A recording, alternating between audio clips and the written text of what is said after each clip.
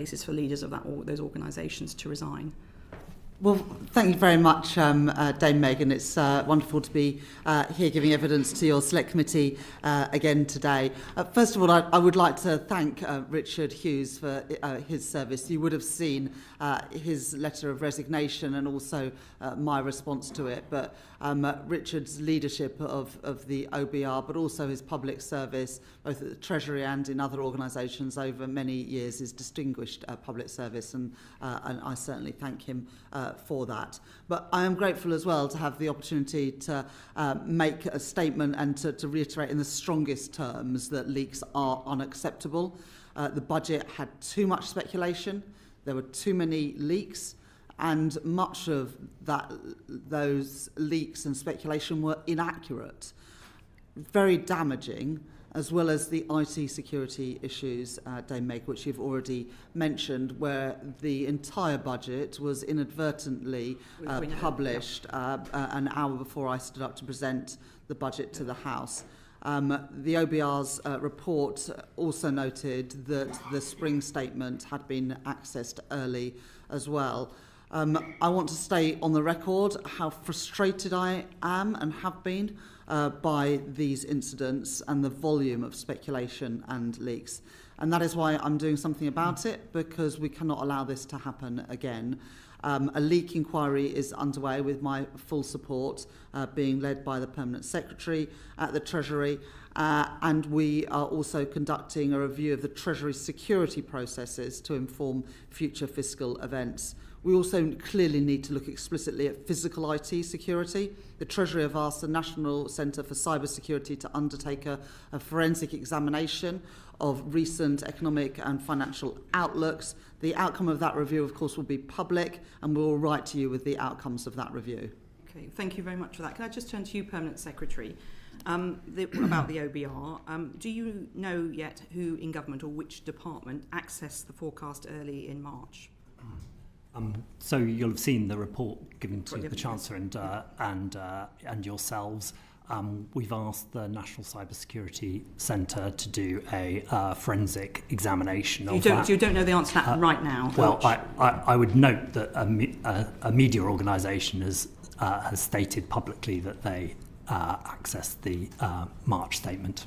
Okay, but there was the report suggested that there was access from within the government circle. Yeah, the report. So you don't know yet. So the March report, you don't know who that was. No, but we've got a process underway with the top level in government of National Cyber Security Centre to ascertain a forensic examination of what happened, including in March, and we'll report back publicly on that. Are you waiting for the full access issues, or are you going to be looking particularly at that March one because it sounds like it was leaked from within government? Well, I don't know what happened on that, and we'll see. I'm waiting. So my intention is that the review I do into budget security, but will be informed by the National Cyber Security Centre's forensic examination of what happened on IT security. It'll also be informed by the leak inquiry underway, and of course lessons learned from this budget. Okay, just that it seems to me that could be quite quick and easy to find out which bit of government could access the forecast early in March, because that's quite a serious issue, isn't it? Because it was within government. So to the detail, the review to you and the Chancellor suggested there was a single access in March. It suggested that might be benign. Since then, a media organisation has stated that they accessed it. So I think that's the latest of where we are. So I don't know whether that is the same. I don't know whether it's less benign than we think and that was them, or there's more access to it. But we will get to the bottom of that via this review. Okay, and so we're waiting for the whole review to get the answer to that particular point. Okay, what's the timescale for that review? I would hope to conclude everything ahead of the spring statement, so early in the new year. Okay, well, we'll keep in touch with you on that. And, Permanent Secretary or Chancellor, do you yet know what the recruitment timetable is for Richard Hughes' successor as chair of the OBR? Well, I met with Tom Josephs and David Miles earlier this week, along with the Permanent Secretary, to thank them for their service and for continuing in their roles. It is unlikely that for the spring forecast we have a new chair, because obviously we need to go through a rigorous process. and they are happy and confident that they can lead us through that. But of course, we'll go through a rigorous process, and we will advertise the role as soon as is possible. Okay, so as soon as possible before Christmas, early New Year? I think it's most likely to be early in the new year. It's only a week or so until the Christmas recess, and we'll put it out as soon as we can. That's fine. Thank you very much for that. And Chancellor, I mean, you've made a statement about leaks, and we need to put to you the questions you obviously you answered very clearly to the Shadow Chancellor yesterday in the House. But just to be clear, I think we need to just go through a few points. Are you in control of all media briefings that emanate from the Treasury and political operations inside number 11? Yes, and myself and the team officials are very clear about the Macpherson principles. Of course, as I said yesterday in Parliament, I did not disclose confidential information, but as I've also been clear, there have been leaks, and that's why we've set up a leak inquiry, and that is why we are doing this work. So that investigation is happening at the moment to ensure future budget security, including, as we've already discussed just now, making sure that the OBR as well. And just for your information, we are working with the OBR on IT security, and so in the spring they will publish via gov.uk rather than on their own platforms. As that's the indeed first step. The independent report by Kieran Martin and others indicated. So you're in control of media briefings. Are you therefore responsible for all media briefings that emanate from the Treasury in number 11? As I've just said, Dame Meg, there were leaks that were clearly not authorised. And that is very serious, which is why there is this review going on. But if you'd like me to address specifically the issues on the 13th of November, I'm very happy. Well, certainly, if I can get to that. I mean, but in the lead up to the budget more generally, there's obviously a very tight circle of people who are aware of information. I mean, the information about potential rate movements for income tax is probably one of the most protected bits of information, I would imagine, in the system. Roughly how many people would be aware of that information? I don't want to give you a number without being able to check the number of people who... Secretary? So the leak inquiry will set that out and set out the recommendations. The answer is that we have all sorts of security things in place for any budget. Those have been repeatedly tightened, but clearly we're going to have to revisit and reset, and is going to be imperative to increase our security, and that's very much my intention. Okay, and you, Permanent Secretary, said to this committee in February when we were in Darlington, that was around leaks at that time, and I quote, "You really do not want to give a running commentary on that or publish things as it goes along because that would be extremely market sensitive and therefore deeply unwelcome." I'm assuming you still agree with that very much so. Approach. And Chancellor, you said on the 10th of November to the BBC, it would actually, so let me go into the issues around let's go to the 13th of November. So the Financial Times reported then that the Prime Minister and Chancellor have ripped up earlier proposals to raise the basic and higher income tax rates, according to officials briefed on the move, amid fears it would anger voters and further antagonise mutinous Labour MPs. Well, perhaps some of, not all, perhaps we would agree with the characterisation, but that's what was reported. So I just don't understand why you don't know yet who those officials are. Do you know who those officials are, Mr. Bowler? Should we go through the timeline? So on the 4th of November, I gave a speech where I set out my priorities for the budget: to cut the cost of living, to cut NHS waiting lists, and to cut the debt and the deficit.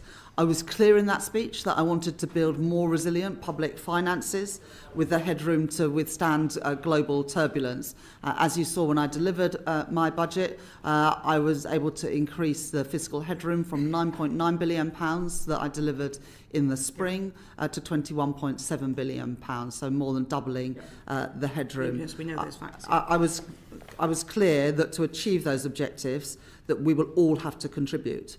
On Thursday, the 13th of November, there was a leak to the Financial Times about one element of the budget. The leak presented partial and inaccurate information and an inaccurate picture of the budget strategy. The implication that some could take from that story would have been that I had ditched core elements of the budget strategy that I had set out just a few days before in that speech, and that I wasn't going to build up the headroom that I had previously said was necessary. This wasn't true. And so both the Treasury and Number 10 issued statements on the 14th of November on the record to the press to be clear that the budget priorities stood, including to build more resilience into the public finances with headroom to withstand global turbulence. It was very important because the story in the FT was both partial and inaccurate, and it was important that quickly we ensured that people understood that the strategy that I set out publicly on the 4th of November was still stood. Can I just say, this is a story by George Parker, a very renowned political journalist at the FT, and he did say, according to officials briefed on the move. That's quite direct for an off-the-record briefing. It is very, and he's not the sort of journalist who... It was not an off-the-record briefing, it was a leak. You're really clear it was a leak? I'm absolutely categorical that was not an authorised briefing. It was incredibly damaging and frustrating. That is why we have a leak inquiry. Okay. It was not briefing that was signed off by me, any of my ministers or officials. It was unacceptable. That is why there is a leak inquiry going on. Okay. And so, Mr. Bowler, if this is cited according to officials briefed on the move, so is your leak inquiry looking at officials? Yes. Is it looking at advisors? Yes. Is it looking at ministers? Yes, and it's being carried out by the Cabinet Office to do the leak inquiry, so it's a look at the Treasury and wider departments that would... Okay, and you don't... And of course it is right that it looks at all those people. That is not suggesting that we think any of those people are responsible, but everybody who had access to information should rightly be part of that leak inquiry. Absolutely, and I think we would not expect anything different from you. Mr. Boulder, where did you get with the leak inquiry about the story to Bloomberg in March? I wrote to you on that in March, and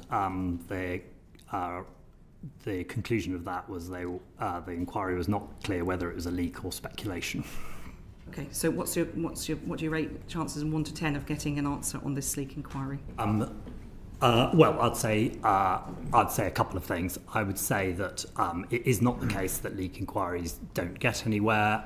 It is the case that even in the last year across government, civil servants, to speak to them, have been found to accidentally or deliberately leak information, and that has led to action, including dismissal.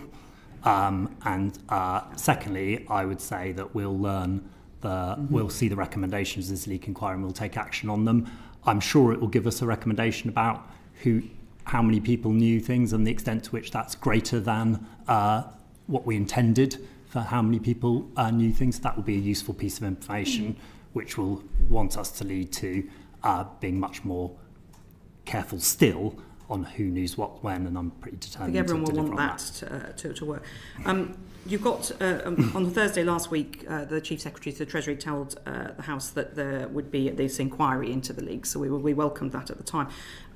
Which leaks? Because the Chancellor, you've spoken about the one to the Financial Times in 13th of November.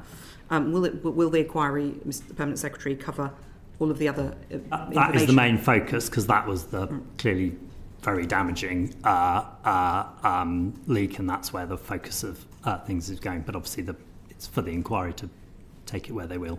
Okay. Can we just move on to the OBR's misgivings about the communications, because that's what led the OBR to write a letter. And I just think it would be helpful for the record, Permanent Secretary, if you could be clear that the information that the OBR provided in that letter was not unusual. A lot of it's in the EFO anyway. Yes. It was only the two, round 1 and round 2, that were additional information provided to us. Yes, that's right. That and I'd also point out, and I think there's been some confusion about this, that it's worth saying that the Treasury, as in the Chancellor, agreed that took the extraordinary step to agree to release that information to deliver, including to this committee, maximum transparency about all of this. I would also say that it would be our endeavours, I think the OBR and ourselves, to now return those discussions to private, which is the best bet for policy making here, so that in future events we can exchange forecast information in private to take the right policy decisions. We asked the OBR that question last week about whether they would be willing to make this a regular thing. They had no particular objection. So you're saying that the Treasury would not want to provide the Treasury Select Committee with that information post the budget? Well, look, there's a debate to be had, and some countries do things differently. And we can look at that, but it would be my prior that you need that it's for good policy making. You reserve the right for privacy between those things. I'd also point out that the Chancellor's nodding on that. So, Chancellor, you agree with the Permanent Secretary? Yes, I agree with the Permanent Secretary. I'd also point out that a feature since I think 2022 is the OBR published the timetable of when they're sending their forecasts to the Treasury. And I think you had evidence, the Lords Economic Affairs Committee had evidence from Andy King and others. I mean, the fact that they published that timetable does lead to quite a lot of speculation about what each forecast says. So, maybe when did you first know about the letter? When did the OBR start talking to you about writing that letter? When did you agree? The OBR said they were minded to write a letter. We said we'd agree with that writing of that letter. The original intention was that would be published on budget day, the OBR took the decision to delay that for obvious reasons. Okay, so they approached you, but you agreed it straight. Yeah. Can you remember what time frame that was in? In the immediate run up to the budget. So during November. During November. Late November. Okay. Mm-hmm. And just finally from me, Chancellor, on the 10th of November, you said to the BBC, and I quote, "It would of course be possible to stick with the manifesto commitments, but that would require things like deep cuts in capital spending." And you clearly set out, as you mentioned earlier, a strategy for your budget, and you set out those two options: breach the manifesto or cut capital spending. So could you just be clear for the record which one you chose? Well, I said in my speech on the 4th of November everyone would have to contribute. We were able to keep that contribution as low as we did by using a range of more progressive tax, like the high-value council tax, the gambling tax, the tax on dividends and property. Which we'll get into in the second. Yes, but of those two, you set out very clearly on the 10th of November, those were your two options. So what you're saying really is you didn't seem to go for either of them. Is that fair characterisation? Well, of course, there are always other options available, and there's a number of policies that leading up to the budget that we cost, as the Prime Minister has been clear. Very starkly on the 10th. Well, those are two options. Those are two options that were available, as the Prime Minister has subsequently said. We did look at whether we needed to increase the rates of income tax, given our concerns around the forecast and particularly the productivity downgrade, which took £16 billion off in terms of revenues in the final year of the forecast. In the end, that wasn't necessary, but we did, as I set out in my speech of the 4th of November, ask everyone to contribute by freezing the thresholds that the previous government had frozen for 7 years by an additional 3 years from 2028. We can get into figures, but the 16 billion obviously was offset by other measures, so it was about a 6 billion gap, wasn't it? Well, that's not entirely correct. The £16 billion is the result of the productivity downgrade because of higher wage inflation and price inflation. There were also higher tax revenues. But higher inflation is not a good thing because, of course, that erodes the spending power of government. So I wouldn't characterise it as we had good news on inflation. Far from it. In fact, I was very clear in my speech on the 4th of November that one of the objectives of the budget was to reduce that inflation, which was, of course, resulting in higher tax revenues, but not for a good reason. And so a revenue that was available was, you could say it's welcome from fiscal terms, but of course it's not really welcome because we wanted lower inflation. But I think it's just really important, Chair and Committee, that we don't see the revenues from higher inflation as somehow being good news during the forecast process. No one was suggesting it was good news, but it offset the 16 billion to a degree. But of course we wanted to reduce that inflation, which is exactly what we did, as the Deputy Governor of the Bank said said to you yesterday, well, indeed, I was going to 0.4 refer to to that. 0.5% off of inflation next year. The bank was clear to us yesterday they're still on their trajectory towards 2%, which steady. Yeah, I think the Deputy Governor was a bit clearer than that. I think she gave evidence to this committee yesterday saying that next year 0.4 to 0.5 percentage points off inflation because of the measures in the budget. Yeah, she was very clear about that, as on the record. Mr. Bowler, final question from me about the leak inquiry. Will you be publishing it? Yes. To the world or to this committee? I'll be publishing my review, which will include the actions we're taking from the recommendations of the leak inquiry, yes. Would it be possible for this committee to see the full inquiry in a confidential? I'd have to engage with the people doing the inquiry about their views on that, but I wouldn't like to keep I have to say, I think I can say with confidence, as chair of this committee doesn't leak. So we would obviously be very careful about any sensitive information, but we have done that in previous, as you know, in my previous role. Yes, I saw a lot of sensitive information. So if we could take that offline. John Glenn MP. Thank you. Can I turn to the sequence of events? The last piece of meaningful data from the OBR was the 4.2 billion figure on the 31st of October. On the scene setter number 11 press conference on Tuesday the 4th, the impression was left by everything that was covered that income tax was going up. And in your interview, Chancellor, with Pippa Crair of The Guardian, you said that you didn't know the size of the downgrade, the productivity, and that after that press conference, raising of income tax remained on the table. What I don't understand is what further data points came from the OBR after the 31st of October, because as far as I can see, there wasn't any meaningful data. Chancellor. Thank you very much. As you'll know from your time at the Treasury, pre-measures is not the final word from the Office of Budget Responsibility, because then you have post-measures forecasts as well. And in the post-measures forecasts, they take into account the policy decisions that we take as a government on tax and spend. And the OBR rightly do their own analysis of the revenue that different measures raise. And so there was plenty of additional information being shared between the OBR and the Treasury between the 30th of October and Major Measures 1 and indeed Major Measures 2. So I think it is not right to say, and I think you'll know this from your time at the Treasury, that the 4. I was never Chancellor. Longest serving economic secretary since the Second World War. The point I'm making is, I want to just try and clarify that there were more meaningful data points between the 4th and the 13th, 14th of November.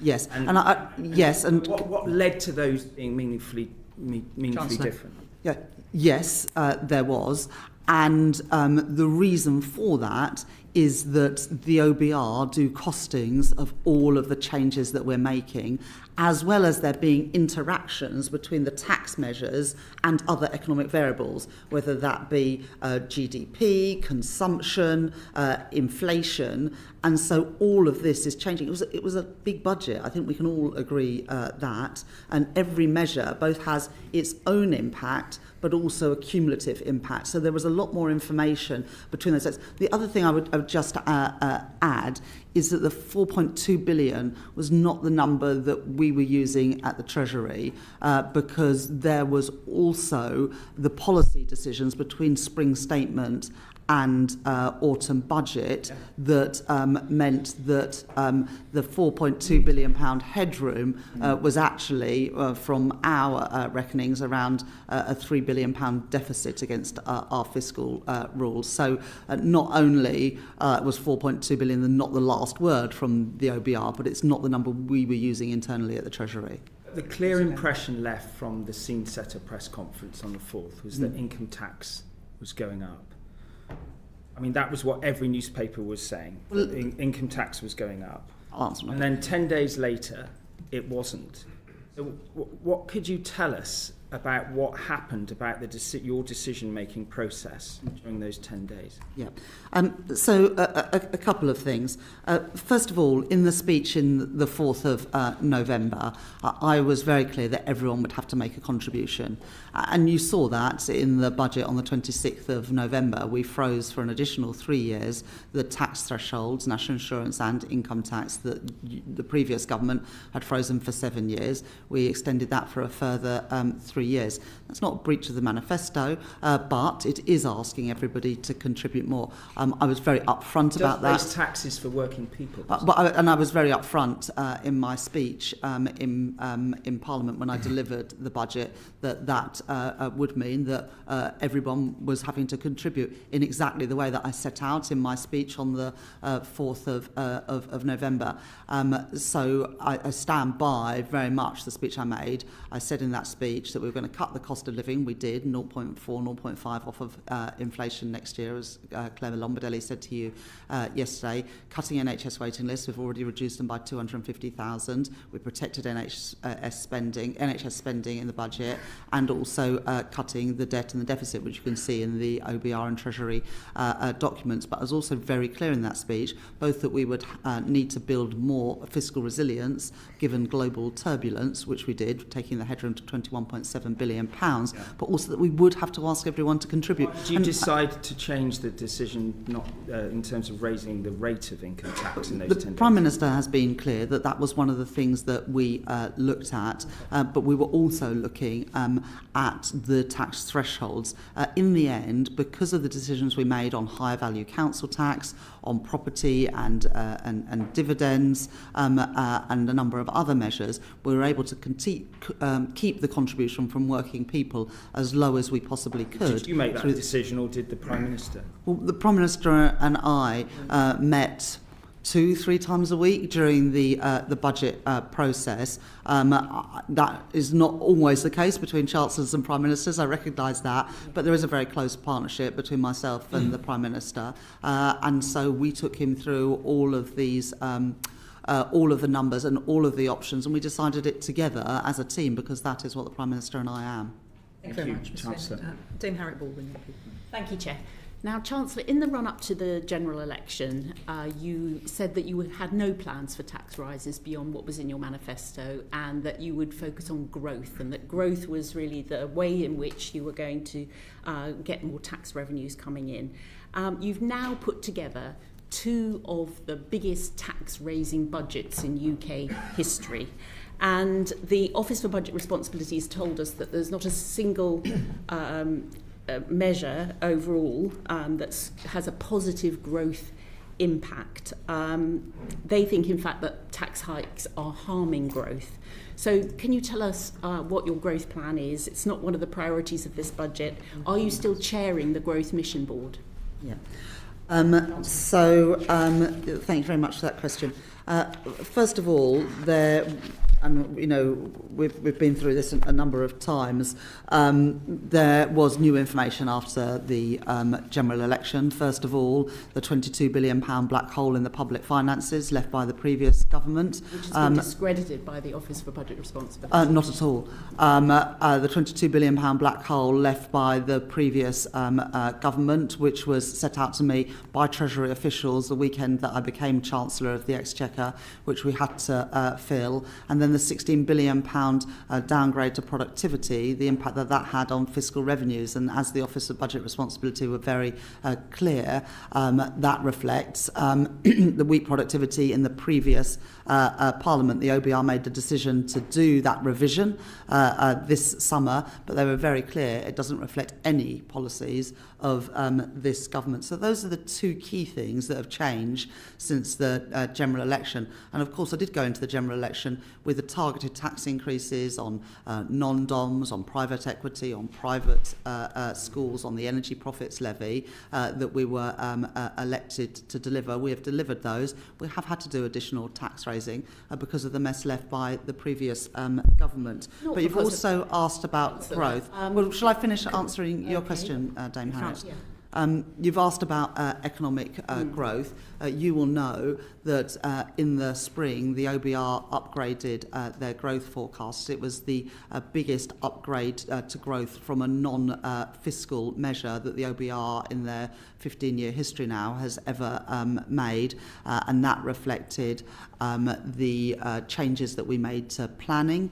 And they also upgraded the growth forecast because of the capital investment that this government is prioritising. Of course, under the previous government's plans, capital investment was due to fall in this Parliament. I protected capital investment and have continued to do so, even in this challenging budget with the productivity downgrade. So the OBR have been very clear that both the planning reforms, voted against, I believe, by the Conservative Party, and also the capital expenditure, which the Conservatives were going to cut, has resulted in an upgrade of productivity. And indeed, if you look at, during budget week, made further progress on a third runway at Heathrow. We signed off the film studio in Marlow that had been opposed by Buckinghamshire Council and that we called in. And since the budget, JP Morgan have announced a huge investment in Canary Wharf. Goldman Sachs have announced that they're doubling their headcount of jobs in Birmingham, and in addition, the Co-op have announced that they are freezing or cutting 2,700 prices in store. These are all pro-growth measures, but probably the most pro-growth of all is the 5 interest rate cuts that we've had from the Bank of England since the general election. That's only possible because of the stability that we've provided after the chaos we had in previous years. So you chose not to put any new growth measures in this budget. Well, that's exactly. No, that's not what I said. Dame Harriet. Sorry, Dame Harriet. Perhaps Ms. Dame Harriet, if you ask a question, then the Chancellor can answer. Yes, but don't contradict what I just said. Yes, we have regular meetings of the Growth Mission Board, but I did not say in the answer to my question, as you suggested, that there were no growth measures in this budget. Far from it. In the week of the budget, we made further progress on the runway at Heathrow. We signed off the film studio in Marlow. Jamie Dimon, the chief executive of JP Morgan, who could invest in any country in the world, chose the day after the budget, referencing the actions that I had taken in the budget, that as a result of that, he would be making the investment in Canary Wharf. Similarly, Goldman Sachs, company that could invest in any country in the world, announced the following day, because of the measures in my budget, that he was investing in Britain. Thank you. Questions. Do you accept, Chancellor, that your revealed preference now in terms of the 2 budgets you've brought in is that you hike taxes a lot, and that the speculation and the impact of the speculation in the run-up to this budget had a real-world impact in terms of people's decisions, in terms of mortgages, in terms of people making decisions on their pensions, in terms of a range of different things that changed behaviour within businesses? A lot of businesses said they put decisions on hold, and that this impression that you're ready to go for tax rises is going to hang over this country's economy for the rest of this Parliament. Of course, the previous government took taxes to a record high and saw interest rates go through the roof. And since the general, I'm not surprised you don't want to hear about the previous government, nor the voters. Budget measures. Can I just have there we are. There's a rare moment of agreement. No one wants to hear about the previous government. Questions and answers would be good, please. Yes, which is what I'm trying to do, Dame Meg.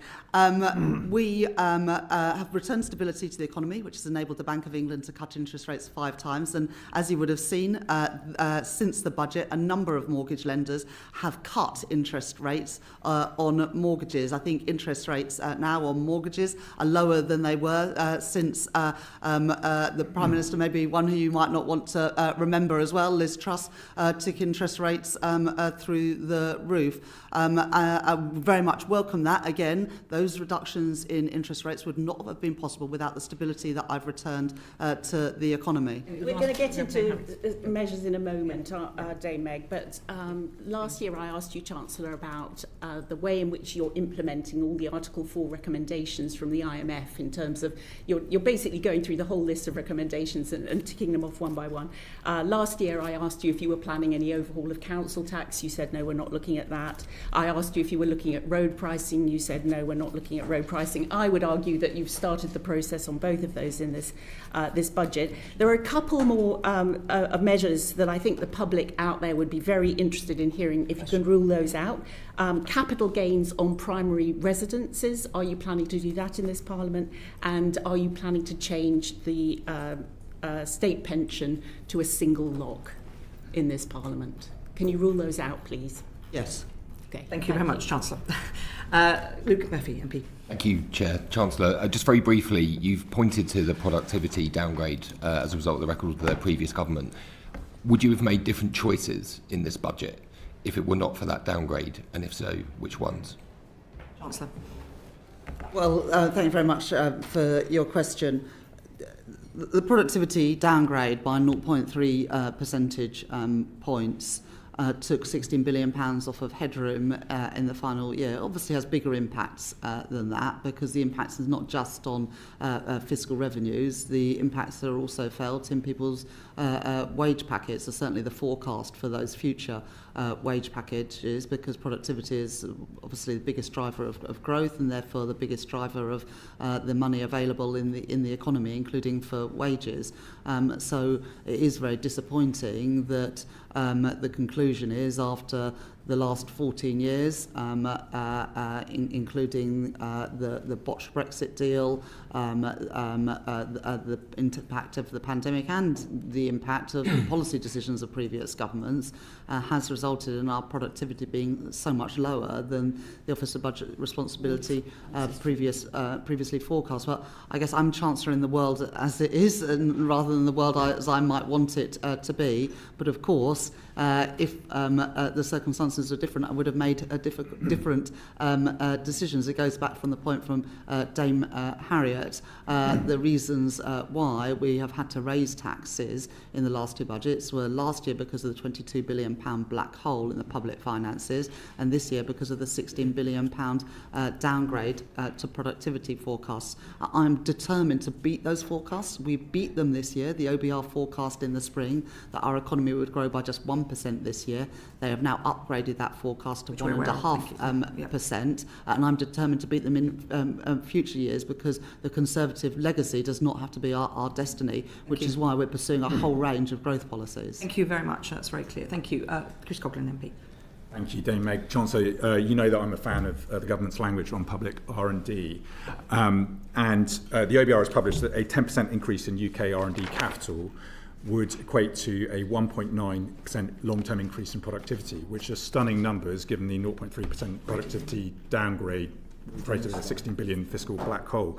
So what I'm struggling to understand is why you're only increasing public R&D by 0.7% a year, 13% in total to 2030.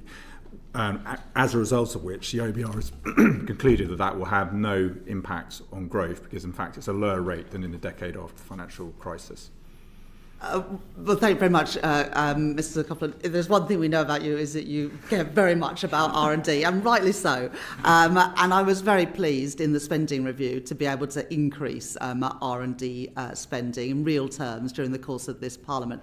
And I said earlier, the OBR did take into account our CDEL spending, which includes R&D, in their forecasts. And CDEL, the higher CDEL budgets is one of the things that contributes to their higher growth forecasts. So R&D is one of the things that is contributing to that. But you're right to mention it, and right to mention the importance of it. Obviously, public R&D is really important, and that is what we can influence, but so is private R&D. And I am pleased that one of the reasons why growth for this year has been revised up is because investment has been higher, and that's very important. Of course, but given your belief in public R&D, I mean, do you think it's okay that we are only in the middle of the G7 in terms of our rate of public R&D, and that the UK has had the worst productivity crisis, as you said, since the financial crisis? Yes, look, and the OBR are clear about some of those reasons for the productivity downgrade. As I said to Mr. Murphy, the Brexit deal, the pandemic and the decisions of the previous government. The plans that I inherited from the previous government would have seen capital spending as a share of GDP fall from, I think, 2.5% to 1.9%. We've managed to protect that, to grow it in real terms during the course of this Parliament, and that's one of the reasons why I believe that we can beat the productivity forecasts that the OBR have set out in their most recent documents. Thank you, Mr Coghlan. John Grady MP. Thank you very much, Dame Meg. Last week, Dr Beck Fries from PIMCO told us that UK fiscal finances are in a fairly fragile state. Bond investors are focused on actual deficit reduction over the next 2 years, as opposed to what is forecast or promised for 2029-30. Is that, Chancellor, where you think the bond markets are too? So I think it's best if chancellors don't get into comment on bond markets. But what I would say is this: we were very focused on these issues when we put together the budget package, both increasing the fiscal headroom, which goes from 9.9 to 21.7 billion pounds, but also on fiscal consolidation. And I recognise that fiscal consolidation needs to be consistent through the Parliament. So for the last few years, public sector net borrowing as a share of GDP has hovered around 5%. This year, 25-26, it is due to fall to 4.5%. That is the first time, I think, in almost 5 years, the PSMB has been less than 5%. It's then forecast to fall to 3.5%, 3%, 2.6%, and then 1.9% in the final 2 years of the forecast. And the IMF have said that this is the fastest rate of fiscal consolidation of any country in the G7. And that is the right approach, because it is still the case that we have elevated borrowing costs. The borrowing costs that the UK government faces went up substantially in September, October 2022, for reasons that we all know and understand. But I want to bring those borrowing costs down, and fiscal consolidation is an important part of that. On the tightening, Chancellor, what a lot of commentators point out is that the savings, much of the savings are back-ended to 29-30. Much of the tax rises are also back-ended, that we have real pressures at the back end of these forecasts. 6 billion of SEND provision moved across, defence spending going up, but there's a real risk it has to increase further, and a general election in August 2029. So last week, our expert economists, I would say, appeared less than confident that this tightening was politically achievable. Do you believe those economists to be wrong? I believe in the numbers that I set out in my budget, and a lot of people have got views of what I was going to do in my budget and whether I'll be able to live within the means set in my budgets, but we have consistently done that, and we've increased the headroom. We've also set out just before the summer recess our spending review, and I was very clear that public services now need to live within that envelope, and we are legislating for the tax increases that were in the budget. That is also very important to give confidence that these tax increases will indeed happen, and that public services will live within the budgets that I've set. And would it have created more confidence if we brought some of this tightening forward, given that lenders take the view that the UK has for many, many years lacked fiscal credibility? Chancellor. Well, we want to make sure that we get things right. And so for the high value council tax, for example, we are revaluing properties in G and H. That cannot be done for next spring or the spring after. Similarly, on things like electric vehicle EVED, those changes can't come in overnight. I think that everybody recognises that, and that we need to take the legislation through to achieve those things. But we will legislate so that markets and everyone else can have confidence that these plans will go ahead. Thank you very much. John Gunn MP. Yeah, if we look at the defence spending, the government's stated goal to get 3.5% of GDP, we look at health spending maintaining its long-run average growth rate and education spending being held flat in per pupil terms. And the announcements of the budget, according to the Resolution Foundation, said that there will be 6.4 billion of real term increase between 28 and 29, and that means 88% of what is commonly known by the Labour Party as austerity 2010 to 15 measures. So isn't there a real risk that even your manifesto said 7 billion in tax increases, your first budget was 40 billion, now 26 billion, you're still going to have very, very tough settlements outside those three departments? We have now made those settlements, and when I became Chancellor, there hadn't been a spending review for a number of years. Yeah. We had negotiations, we came to the settlement in the spending review, and departments are now living within those settlements. That should be the confidence that is needed to show that we will be able to do that through this period. And even in the last years of the forecast, real term spending on public services continues to increase by nearly 1%. That is very different from the 2% cuts to public spending in the first years of the 5 years of the coalition government. So you don't recognise the pressure on other departments at the end of the period 28-29 to 29-30? Well, departments are always under pressure. There's always more things to spend on than you can afford to, and that's why prioritisation is so important. Those settlements are not imposed; they are negotiated and agreed with departments. Chancellor, I totally recognise the integrity of the spending review process, but I'm just saying that if you align the reasonable expectations of health spending, education spending, and your aspirations on defence, all the other departments have a pressure which is pretty much resonates with what happened between 2010 and 2015. That's the fact.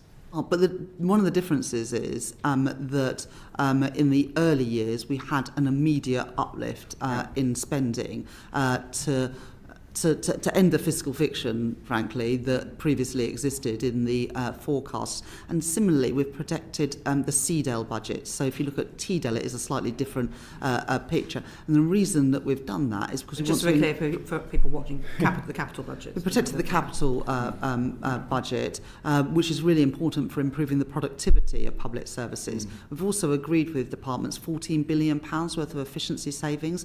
We are tracking those closely, and we are delivering against those targets. We set out further efficiency targets in the budget this year, again, which all departments have signed up to. Final question, but what you're saying is there will be no more money for those other departments beyond what you've set out already in 28, 29, 29, 30? Well, I've always been really clear that in the end we have to grow our economy to deliver the money that we need to keep increasing living standards and have the money to deliver our public services, which is why growth is the number one priority of this government.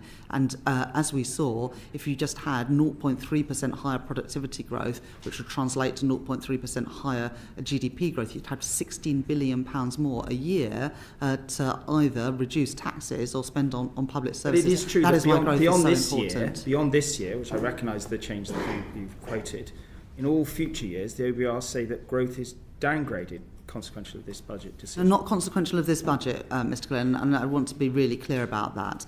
The reason for the productivity downgrade, the OBR say explicitly, that is not because of the decisions, any of the decisions that this government has made. In fact, they've scored positively both the CDEL, the capital spending, and also the planning reforms. It's lower in every subsequent year. But not because of government policy, because of the productivity downgrade based on the previous 14 years before we took office. Thank you, Chancellor. Yuan Yang MP. Thank you, Chair. So at Budget Day, the OBR announced that it was going to use a new higher threshold for scoring the impacts of policy on economic capacity. This higher threshold would have ruled out the majority of policy changes scored under your Conservative predecessor. Did you have a discussion, did the Treasury have a discussion about this change of policy with the OBR, and were there policies that you wish would have been scored that may have been close to that threshold that were not scored as a result of this change in criteria? In the end, what really matters is not whether something is scored or not, but whether you actually get the growth or not. And so when we are, deciding on policies as the Treasury, we don't sort of say what will the OBR score. We say what will actually deliver the the growth. And I've been really clear from opposition and into government that our growth mission is built on the pillars of stability, investment and reform. Stability that comes from strong fiscal rules that are stuck to and not just changed on a whim because the numbers don't turn out the way you want to. And we've stuck to those fiscal rules in 2 budgets, a spending review and a spring forecast. We are delivering with greater headroom, the highest headroom now for a number of years.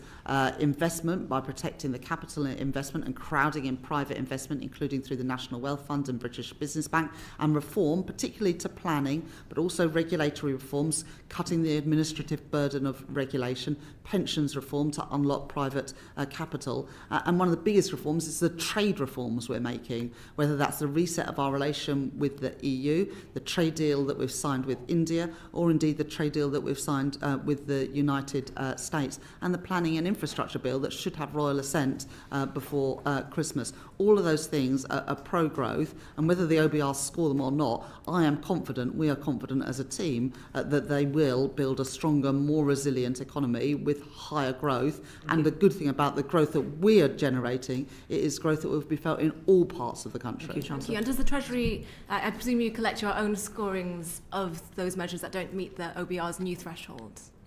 Well, of course, we look at what we think the growth impacts of different policies will be. But as I say, we don't prioritise things based on whether we think the OBR will take them into account. We prioritise them based on the impact we think that they will have on growth. And certainly the trade deals, those 3 trade deals, and hopefully more to come, I think will have a significant impact. Thank you for now, Ms Young. Bobby Dean MP. Thank you, Chair. Chancellor, you spoke about your decision in this budget to increase your headroom to around about 22 billion.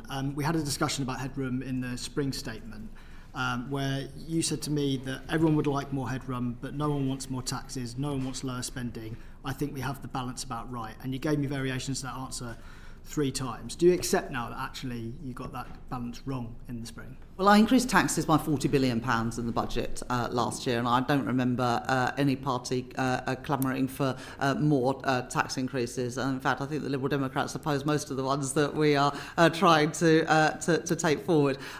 So I did think we got the balance about right last year, but I was really clear that one of the objectives of this budget was to build further resilience and we were able to do that with £21.7 billion of headroom. I know it seems esoteric, but I mean we've had reports coming out that saying that the inflated debt costs to the UK are worth about £7 billion a year. And we've all reflected on the speculation that's gone around this budget in terms of tax measures for the last 6 months, the policy uncertainty perhaps putting off investment as well. And so you obviously felt the need to correct the level of headroom this time. So why was it not a mistake previously to maintain a low amount of headroom in the spring? Well, headroom went as low as £6.5 billion in the last Parliament. I built it up to £9.9 billion in my budget last year and in the spring statement. I felt that was the right approach. But obviously, since then, we have had a number of global shocks. Whether those are shocks to trade, whether those are ongoing conflicts, whether those are disruptions to supply chains. And as a result, I believed it was the right thing to increase that headroom further to £21.7 billion, given the world in which we live I think today. that was clear in last spring, but to move on to the second decision wait, taken. that's not Well, the case, Mr. Collins. Can I ask my next question? Well, just because when people come back and say, well, that was the case in the spring. I asked these exact questions in the spring because you had to do a fiscal repair job in the spring, yes. obviously. We did have Trump's election already take place at that time. You had already lost the headroom between the autumn and the spring. So I think it's fair to say that many people thought that that headroom was already low in the spring. You've decided to correct it this time, but you're telling me it wasn't a mistake not to correct it in the spring. Well, in the spring, the headroom would have been eroded without the actions that I took. I took the actions to keep the headroom at around £10 billion. But since then, you'll remember, the tariffs were introduced by Donald Trump that had not happened, and the OBR had not factored those into their forecasts in the spring. So I think things have changed since then, with respect, Mr. Dean. I'd like to move on also to the decision to move towards one formal assessment by the OBR as well. Again, back in the spring, you said some people were saying don't worry about the headroom, you can address it in the autumn. I felt that would be the wrong decision because we've been very clear in our manifesto and our election campaign, and since we came to office, that fiscal stability is so important. So it's my understanding now that you're not going to make any adaptations based on what happened to headroom in the spring.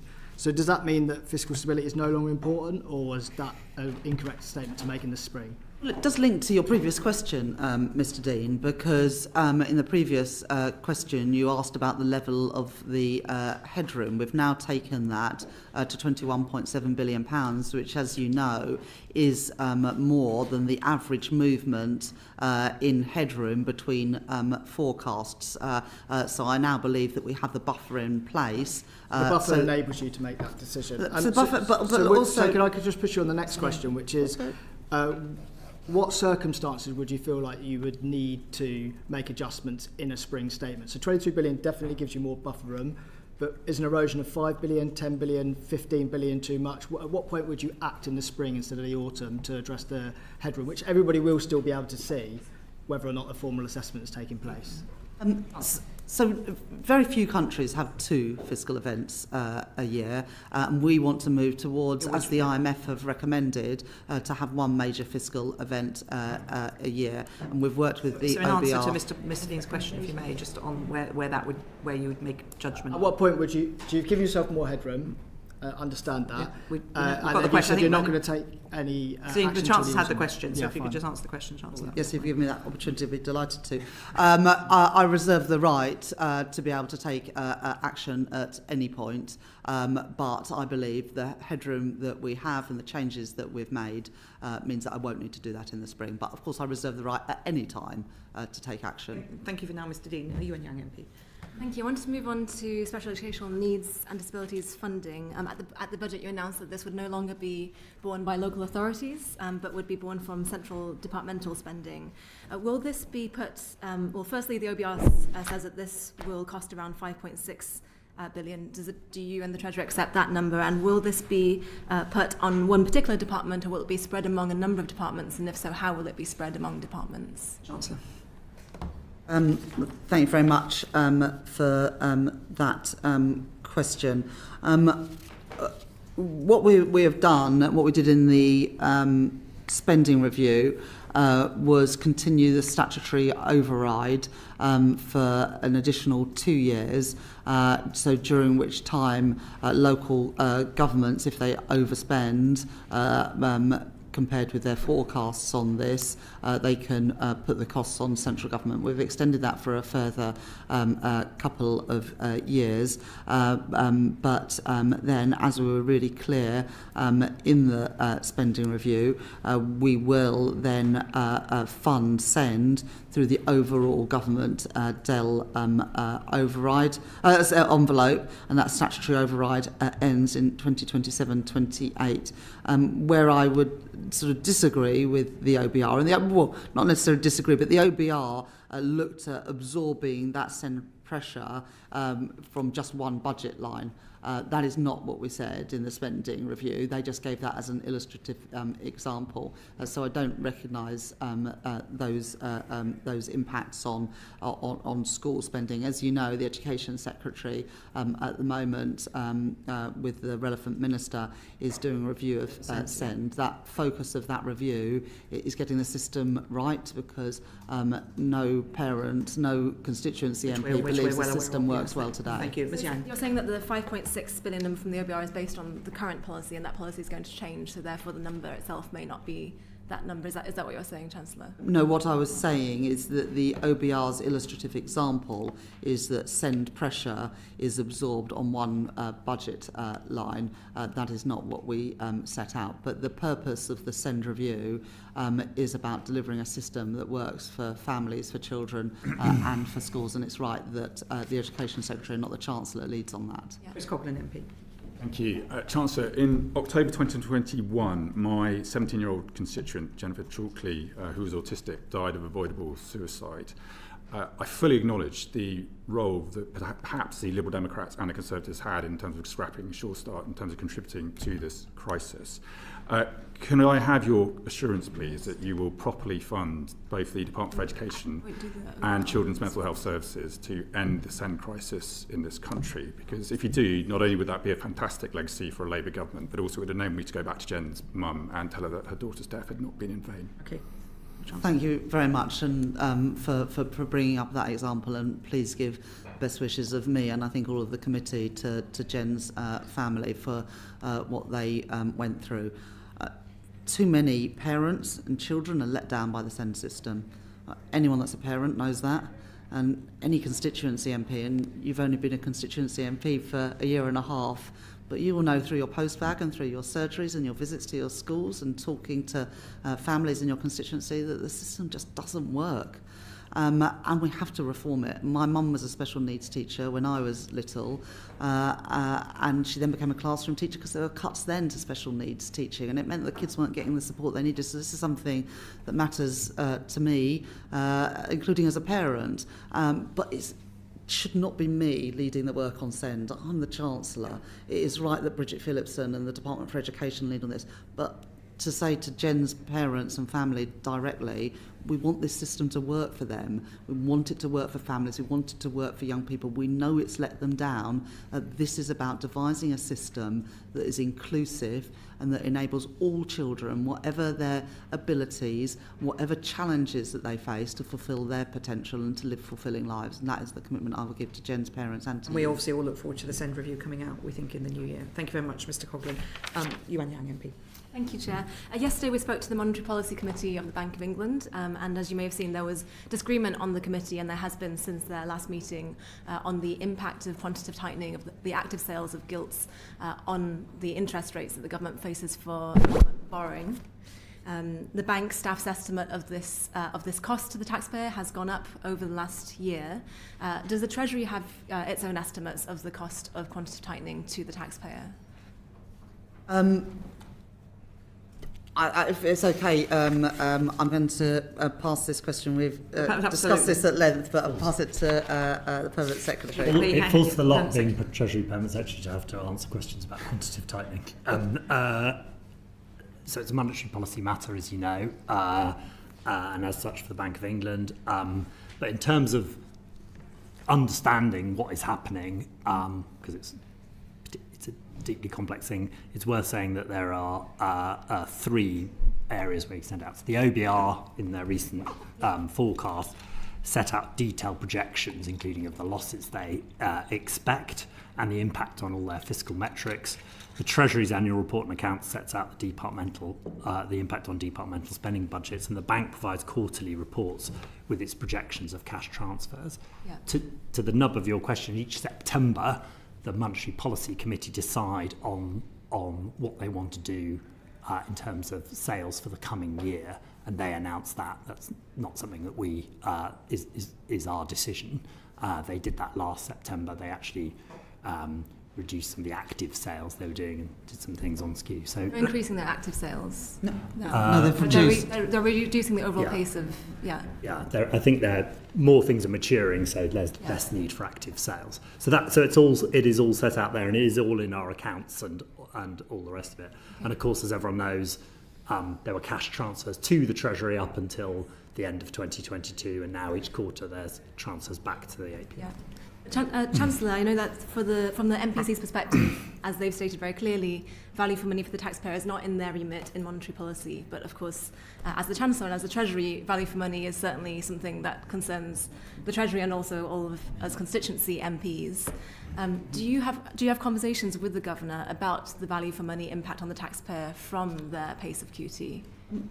I don't think it's accurate to say that value for money doesn't need to be taken into account. Value for money does. Yeah, the MPC states that they do not take that into account in their principles because that is not one of theirs.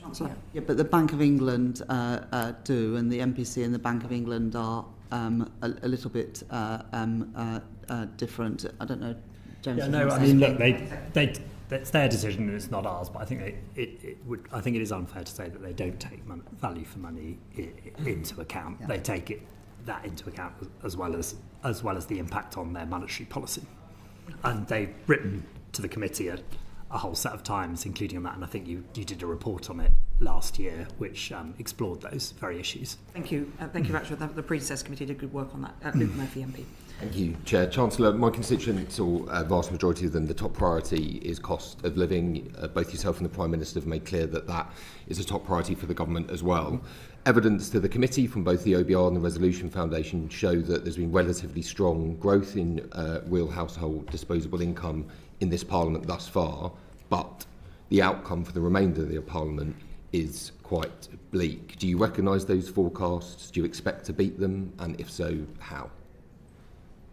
Thank you very much for that question. I think the growth rate of RHDI per capita is expected to be positive in every year of the forecast. But you're right to say, and this reflects the answer I gave, I think, to John Grady earlier about the impacts of the productivity downgrade isn't just a fiscal impact.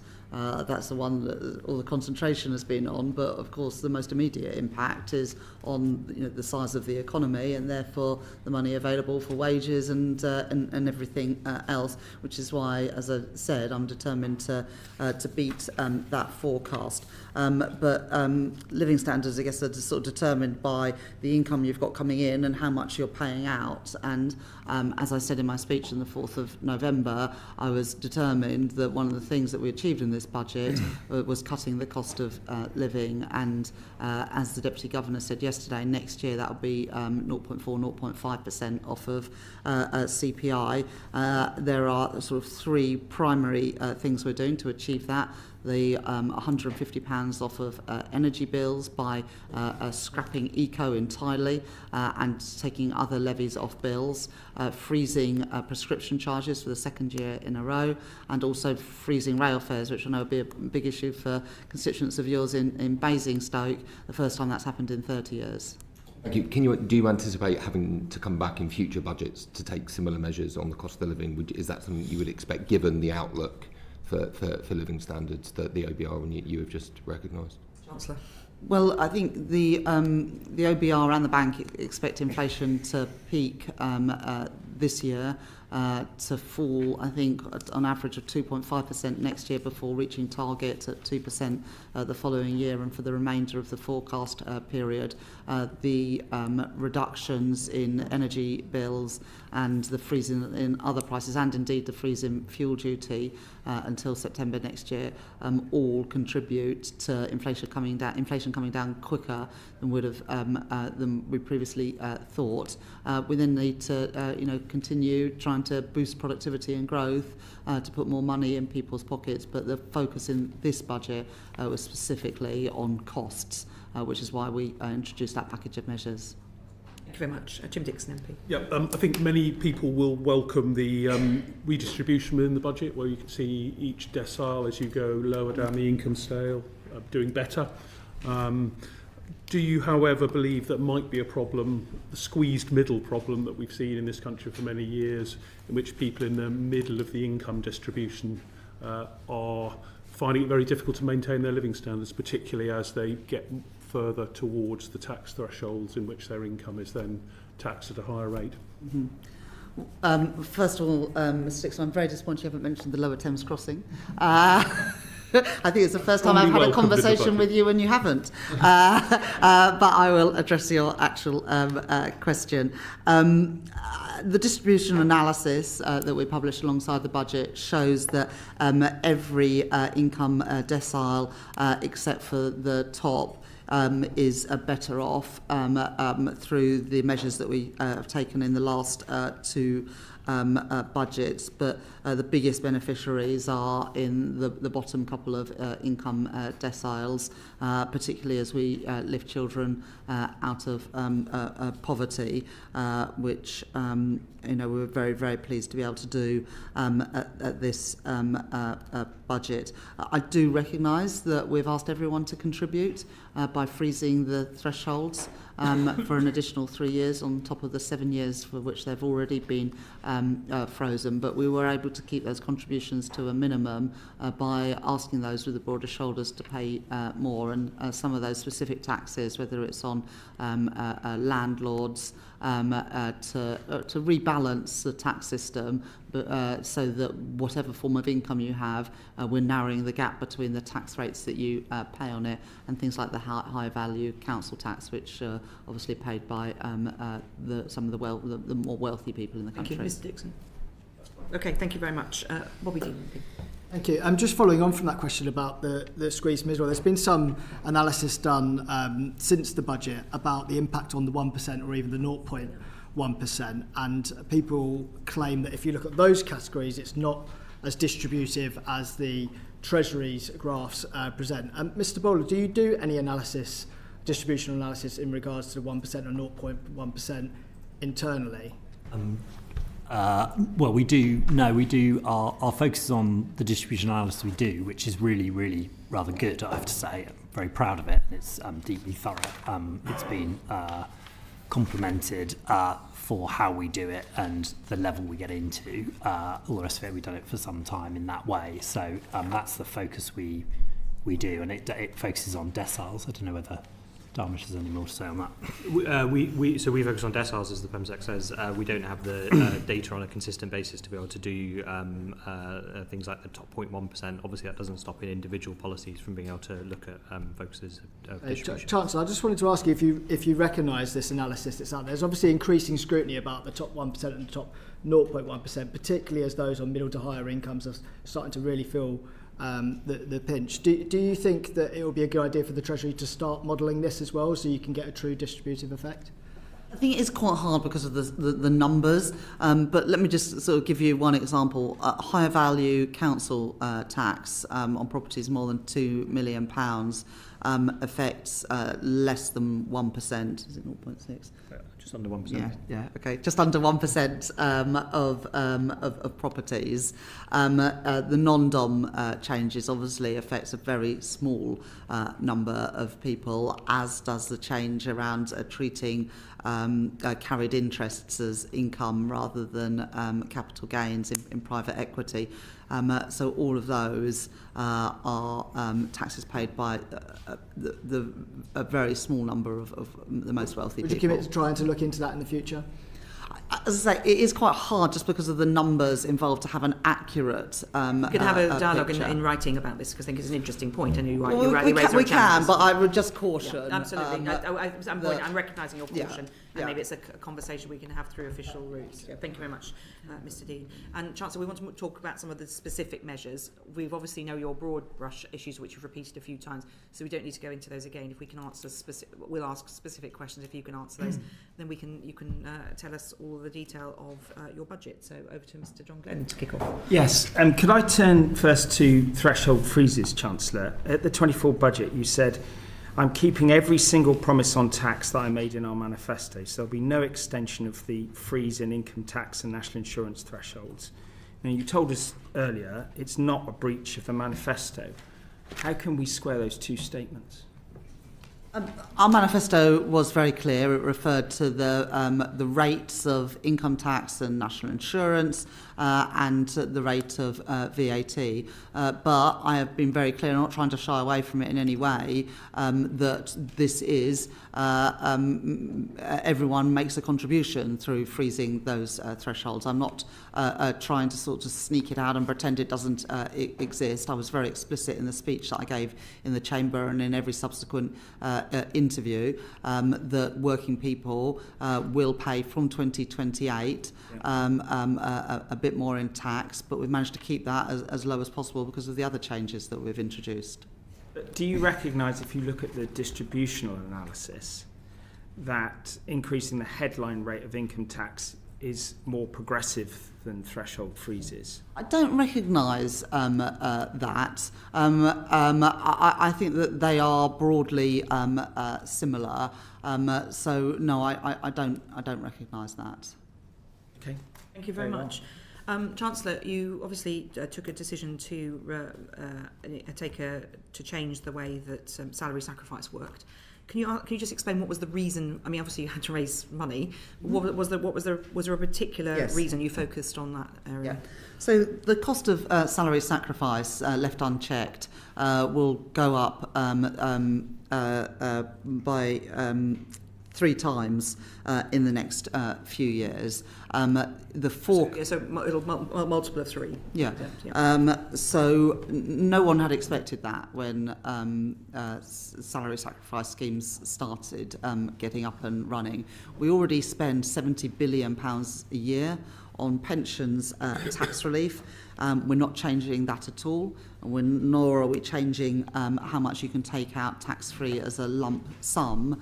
But salary sacrifice was only ever really expected to top up pensions rather than being the main vehicle. It was pensions that was your particular focus, because obviously salary sacrifice is for other things. It wasn't because people were using it for other approaches. What do you mean by that? Well, you have salary sacrifice for other things like gym membership, extra holiday, or expensive bikes. Yeah. No, the focus on this was around the tax treatment for salary sacrifice for pension savings. Because Tom Josephs told us last week that it was likely to reduce pension savings, and obviously there's a big concern about people not, especially young people.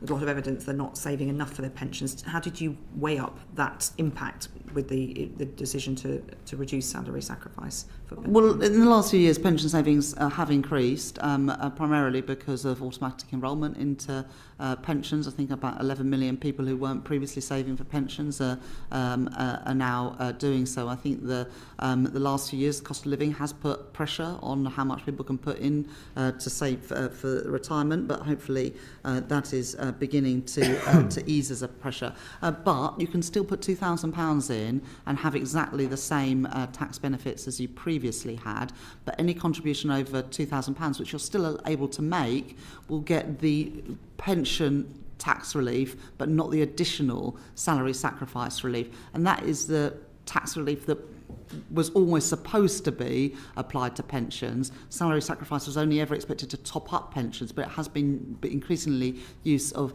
the main vehicle. And also we saw a lot of people paying bonuses, large bonuses, in through salary sacrifice to take advantage of that tax treatment in a way that just was never envisaged. And one of the things that we did in this budget, one of the things I did in this budget was to ensure that some things that were introduced for very good reason but have ended up costing multiples more than what were originally expected, that we took them back to their original purpose. And that's the same for things like employee ownership trusts, for example. There's a lot of, I mean, we haven't got time to go into all of it today, and maybe we should have the pensions minister in on this, but our sister committee deals with pension policy.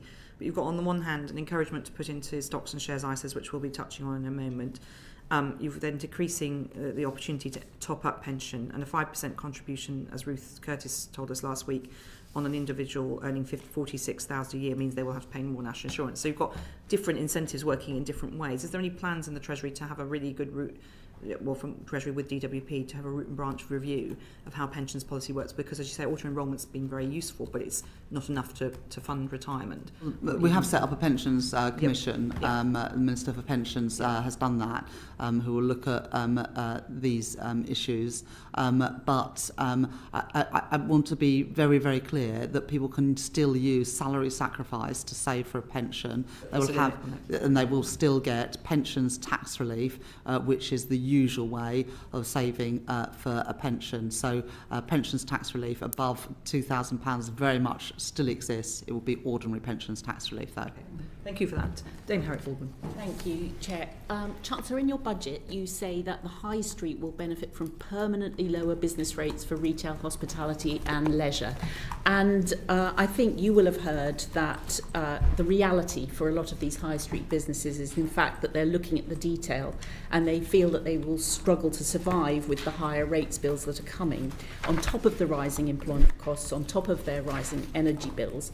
To give a few examples, and we'll all have heard them in our constituency postbags, pubs are facing a 15% rise. There's music venues in Newcastle, 431% rise. The British Beer and Pub Association says community pubs up 63%. So would you accept, Chancellor, that a lot of these businesses feel misled by that statement? So let me set out what is happening with business rates, because there's a couple of things happening at the same time. The last time that the Valuation Office looked at rateable values of property was in 2021, and of course that was in the middle of the pandemic, and so many rateable values fell sharply during the pandemic. They've now been revalued, and of course those rateable values are now higher because we are no longer during a lockdown in a pandemic.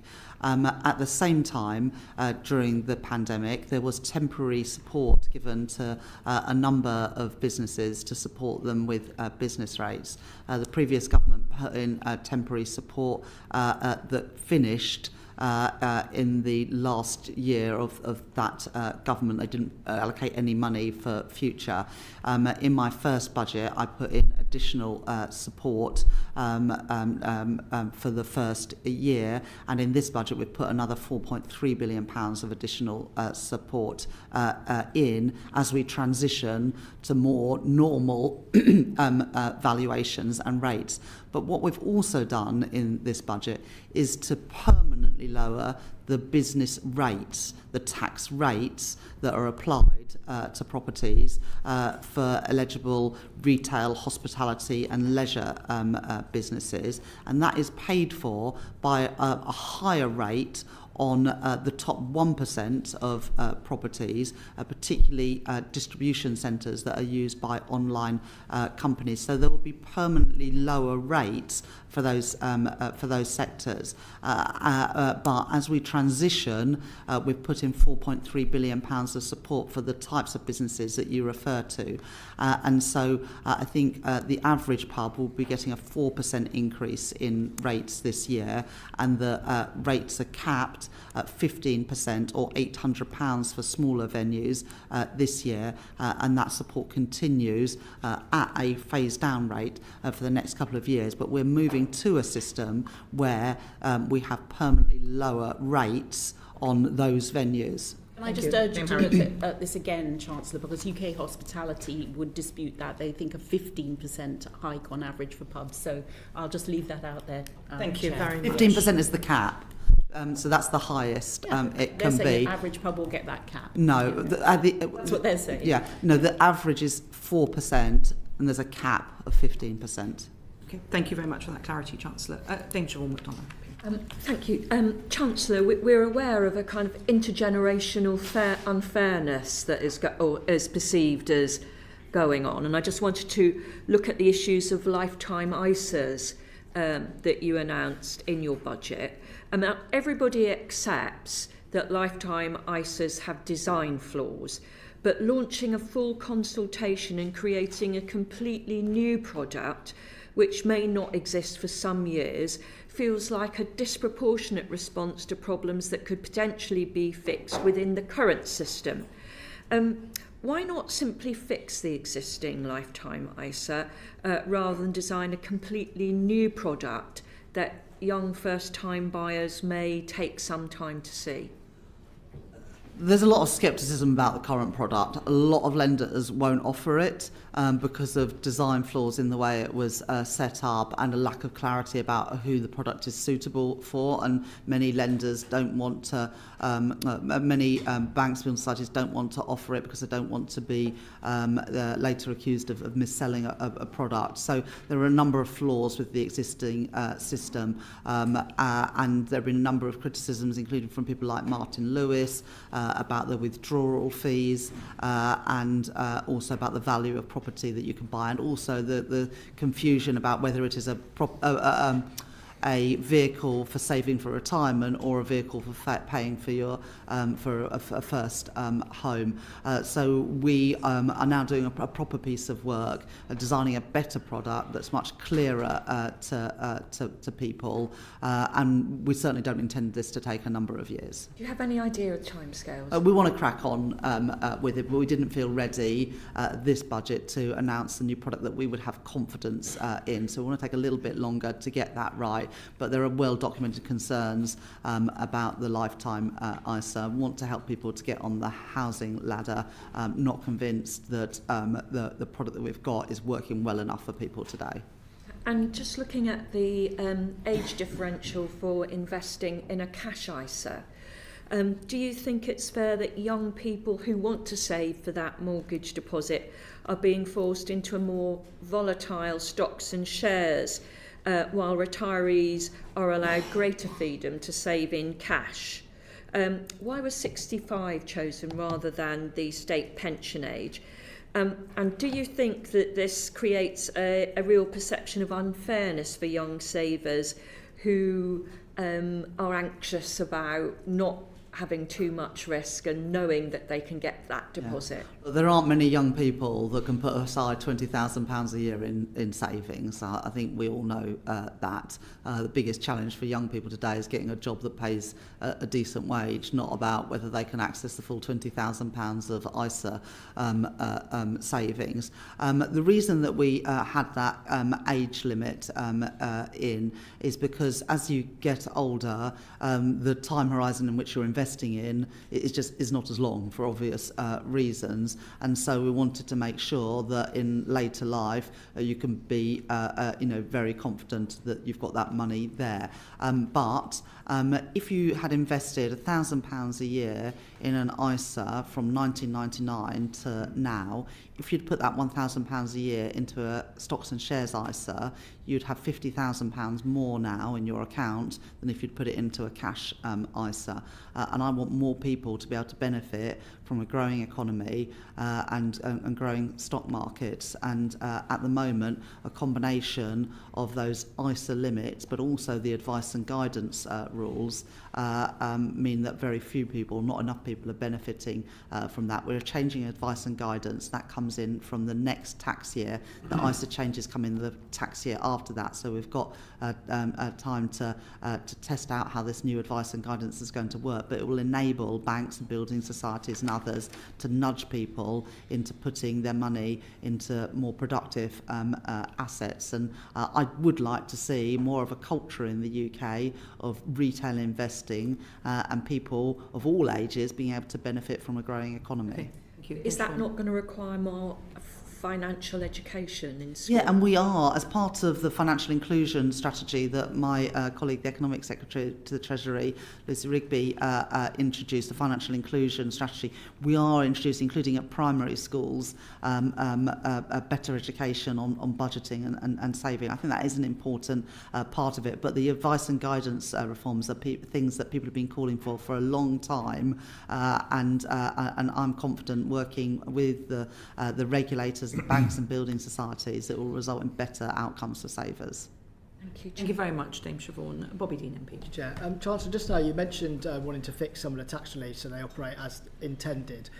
You'll be aware, I think there's over 1,200 on the books, and I think only around 300 of them have ever been properly evaluated for their cost and their effectiveness.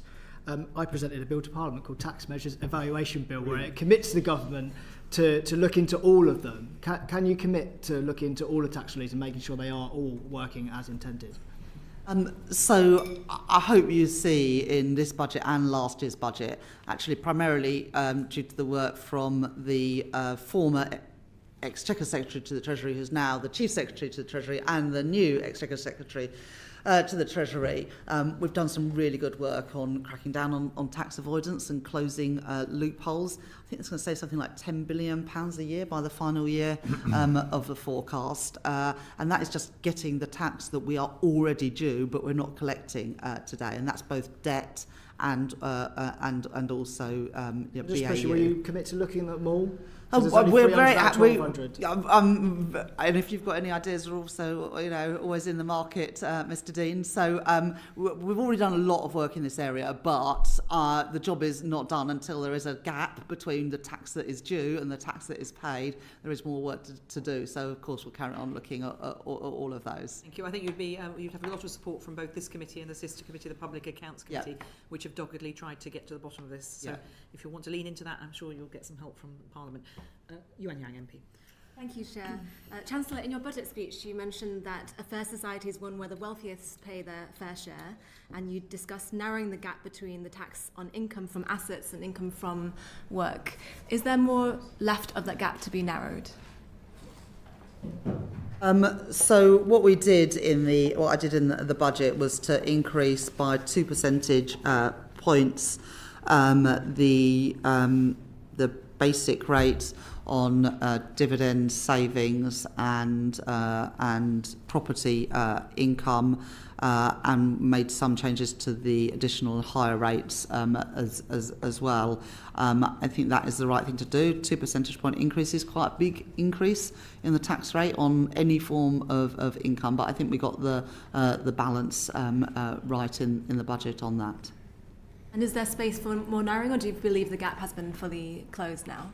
Well, obviously, if you go out to work, you pay national insurance, and you don't pay national insurance on other forms of income. But we have taken action in this budget to narrow the gap between those different forms of income. Thank you very much, Ms. Yang. Jim Dixon, MP. Yeah, thank you, Chair. Big change in the budget on electric vehicle excise duty. We haven't had that tax before. Obviously, it's designed to compensate for the loss of fuel duty over time. Isn't there a big problem, though, that by 2050, electric vehicle excise duty will only be bringing in about a quarter of what fuel duty did? So is it not inevitable you're going to have to very significantly raise that amount going forward? Well, we have set the level of the EVED at half the rate that you would get from fuel duty. I think that is the right balance, because we do want to incentivise the rollout of electric vehicles for reasons that is well understood. We have no plans to increase that further, and wouldn't do so until the move to electric vehicles is well secured. But we've set it at a half rate for a reason. And in terms of fuel duty and the freeze, what's your commitment going forward around what happens into the future on that, and the plan to end the freeze in a year's time?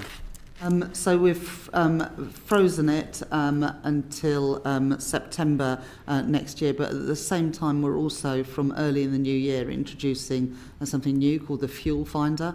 This is work that's been led by the Competition and Markets Authority, and something that other countries already do, that will mean that real-time information will be available on fuel costs at different petrol stations, and we hope to be able to integrate that with the different apps that people use to map their journeys and everything, and so they'll be able to see the different prices at different petrol stations on their route, and evidence from other countries and from the CMA, I think, suggests that could take off around £40 a year from how much people pay in filling up their tanks, and I hope will result in more competition and lower prices for consumers. Thank you. Thank you very much, Mr. Dixon. And John Glenn, MP. Yes, could I turn to gambling taxes, please, Chancellor? The consultation that you had began with a desire to simplify, and indeed this committee looked at the matter as well. We're now, after your measures in the budget, we've got online bets duty higher than the high street. We've got bets on UK racing lower than Irish racing. We've got tax on a game of football on the phone will be 25%, while a machine in adult gaming centre will be 20%. Now, you've given 26 million to the Gambling Commission, but there is a significant risk, and I think we're seeing it already online, of lots of activity going off to the black market. I'm just wondering, what your overall assessment is of the measures that you've made, and if you could address, the fact that there are sort of multiple dimensions to what you've ended up with here. So we did have a consultation, and we've been consulting for around a year on this. I think that is a good way to make policy, and we've spoken to all the different stakeholders, and that's why there was a lot of things going on. So we decided not to do anything about in-person betting, to do nothing around horse racing, and also we've managed to take tax off bingo entirely, because I think there's lots of good social benefits. We also didn't do anything about machine gambling, because we were concerned around things like seaside towns and around incomes in pubs, for example. But there was plenty of evidence that online gaming in particular, but also betting, does result in more serious harms than in person. And that's why we chose the package that we chose, which had the biggest increases for online gaming, and then increases for online betting. And actually there was a wider theme in the budget about rebalancing the tax system away from taxing physical trading and more to tax online. That's true for business rates. It's true for taxing low value, applying customs to low value imports, and it also applies to gambling. That was a theme running through the budget, that high street should not be undercut by online. But there's a specific issue here as well about the harms that have been doing. Now, you mentioned the black market. That, of course, was something that we factored into our deliberations when we designed this policy. And obviously, we could have taken those tax rates higher, but we chose not to, exactly because of the concerns that you have mentioned. And we've also put money into at the budget to tackle the issues of the illegal market. £26 million allocated to the Gambling Commission. Can I just ask you finally on that? I understand your logic, but some of these companies are configured with cross subsidies in different parts of their business, and in essence, do you expect to see a restructuring in the industry now consequential of this? Because it seems quite likely that some will not find it viable because of the nature of the subsidy from different parts of their businesses, and some of them are already going into difficulties and going offshore. Well, obviously these taxes apply whether the company is offshore or not, because it is a tax on the bet. And again, that was an important design of this policy, that you can't just relocate overseas to get out of paying that tax. We also are making it relatively more attractive to do betting in real life rather than online, and that was a deliberate design of the policy. Look, I recognise that everything has consequences, but so do the harms of gambling have consequences, and that was also a consideration in this budget. There has been a huge growth in online betting and gaming, and I think it is right that we tax it more appropriately and have a level playing field between the high street and online businesses. And of course, all the money from this is being used to reduce child poverty. Thank you, and thank you for that, because with this committee cross-party, obviously put out our report on that very point. So thank you for that answer and for that action. Luke Murphy, MP. Thank you, Chair. Chancellor, the capital allowance changes in the budget, could you set out how they will increase investment and growth, given that tax specialists like Dan Needle have said they believe that the changes will do the opposite? So we have kept the main rate of corporation taxes at 25%, and we've stuck to all of the commitments we made in the business tax roadmap that I published at the last budget. We also have one of the most generous and competitive capital allowances regimes.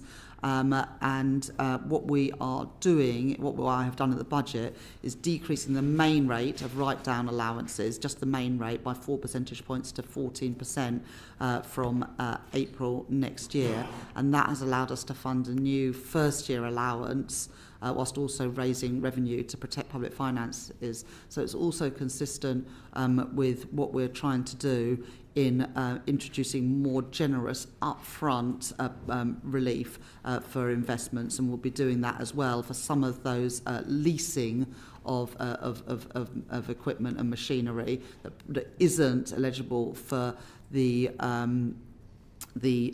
full expensing, to now get a more generous first year allowance. This is about trying to encourage investment, but it is within the context as well of needing to raise money in this budget. But I think the net present value of investments remains the same. The first year discount that doesn't apply to second-hand assets, it is only to leasing. So you can see the direction of travel though. So we've made permanent full expensing, and this year for things that aren't covered by full expensing, we're introducing a more generous first year allowance. But if you're asking is there more to do on this, yes, I think there is in a range of areas like the one you've mentioned, also on more around intangibles. But what we're trying to do is incentivise investment, because investment is absolutely key to economic growth. Thank you. Thank you very much, Mr Murphy. Bobby Dean, MP. Thank you, Chair. I wonder if I could ask you about one small thing that happened after the budget, which is the US-UK trade deal over drugs, and it's going to cost apparently an extra £3 billion per year. There's been a lot of worry from NHS leaders about where that money's going to come from. Is that to come from within the existing Department of Health and Social Care budget? That was part of the agreement in the spending review, that for this spending review period that would be absorbed. The costs are actually quite low in the first couple of years, and that was part of the spending review settlement. But obviously, at future spending reviews, will be worked out in the next spending review. Well, obviously, everything in the next spending review will be set out in the next spending review. Thank you. Chris Coughlin, MP. Thank you, Chair. Chancellor, just a quick follow-up on R&D. Draghi in September urged the EU to... The man with a dog with a bone here. Nothing but predictable. Exactly. The next one's up. Urged the EU to borrow for defence R&D, stating that that would actually decrease debt to GDP, because GDP would grow faster than interest costs, and also that a 2% increase in total factor productivity would cut public finance burden by a third over a decade. Do you think a similar principle could apply, or approach could apply, to the UK? So we're already embarking on the biggest uplift in defence spending since the end of the Cold War, taking it to 2.6% by April 2027.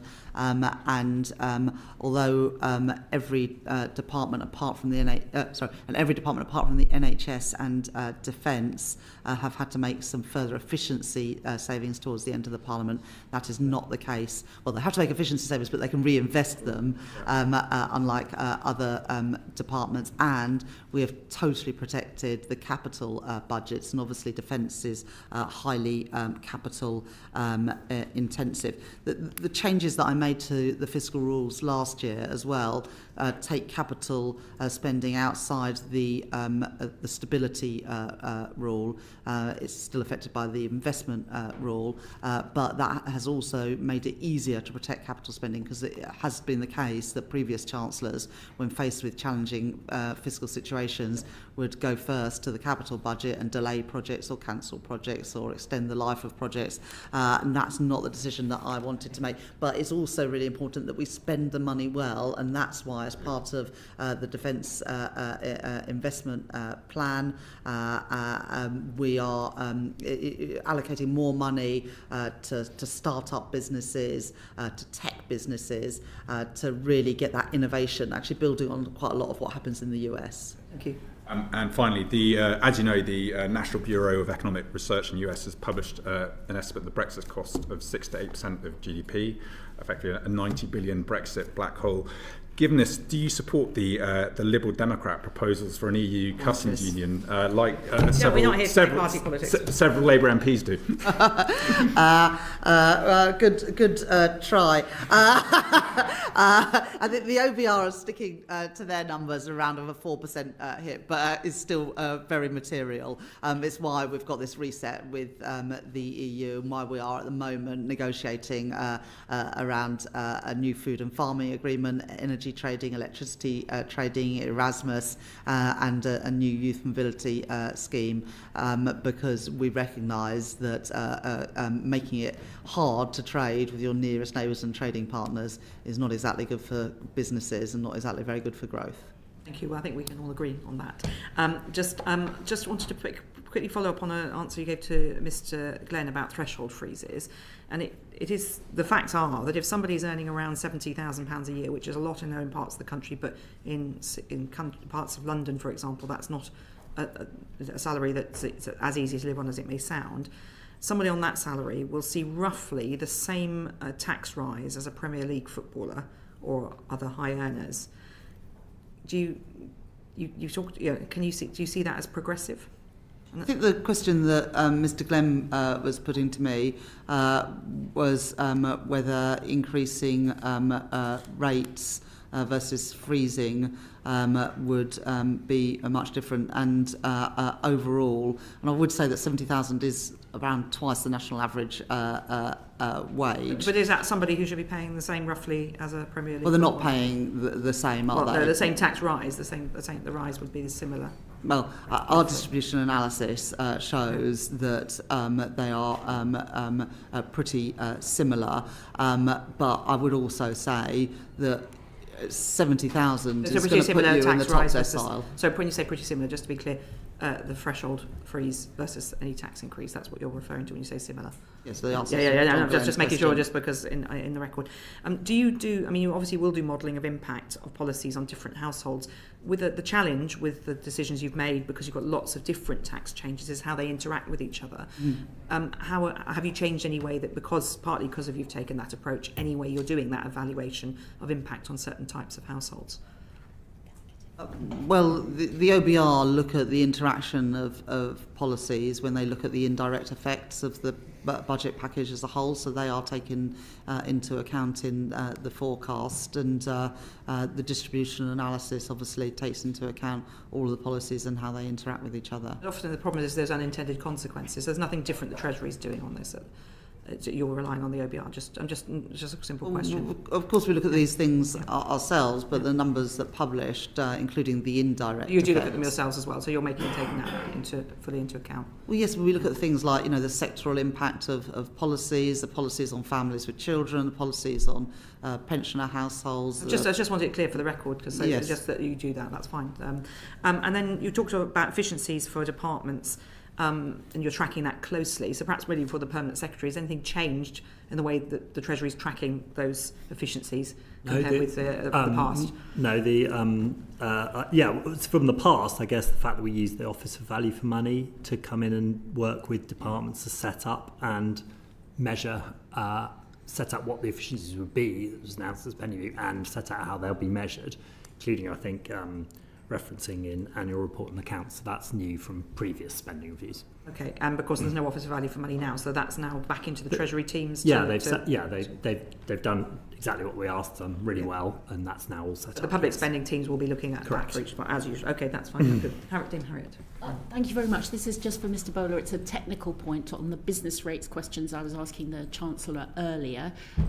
The Treasury website gives some worked examples of how the transitional relief will be applied, and that is a maximum cap versus the 40% discount that was in place.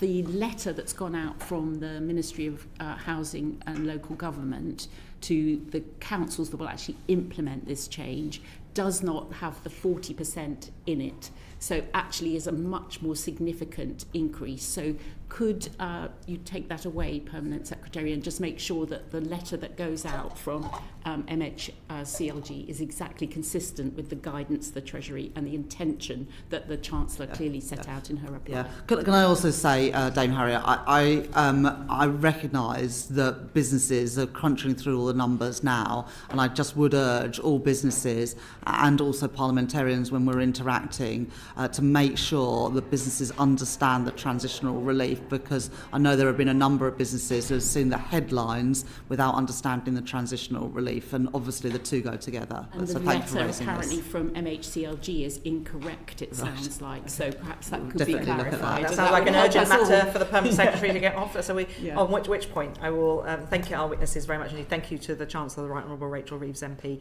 I'm not sure the budget never ends. You're probably thinking about the next one already, but at the end of this, sort of a full stop at the end of this budget cycle, to James Bowler, the Permanent Secretary, to Dharmesh Nair, first-time attendant at this session. The transcript of this session will be available on the website uncorrected in the next couple of days, with thanks to our colleagues at Hansard and thanks to Bowtie for the broadcasting. Thank you very much indeed. Order, order.